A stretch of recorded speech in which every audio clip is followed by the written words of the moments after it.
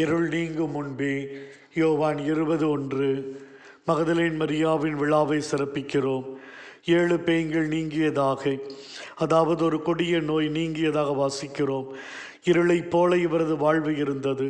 தூய்மையின் ஒளி இல்லாமல், ஒளியாம் ஆண்டவர் இல்லாமல் வாழ்க்கை இருட்டாக இருந்தது. ஆண்டவரே, உம்முடைய திருப்பாதங்களை இவர்கள் கழுவி தன் வாழ்க்கையை தூய்மையாக்கி கொண்டார்கள். உம்மை சந்தித்த அந்த வினாடி முதல் அவருக்கு வேறு யாரும் மிக முக்கியமாக தெரியவில்லை. உம்மை விட்டு பிரிய அவருக்கு மனதே இல்லை.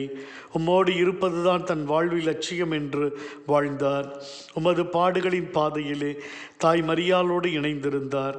உமது கல்லறை காலியாக இருப்பதை சுட்டி காட்டினாலே.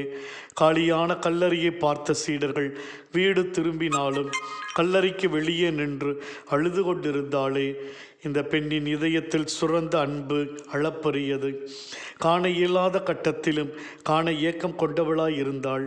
கண்ணீரும் கம்பளையுமாய் அவரை எடுத்துக்கொண்டு போய்விட்டார்களே என்று எண்ணி தேடுகிறாள். தான் மட்டும் தேடியதால் அவர் மட்டுமே ஆண்டவரை முதலாக கண்டு கொண்டாரே.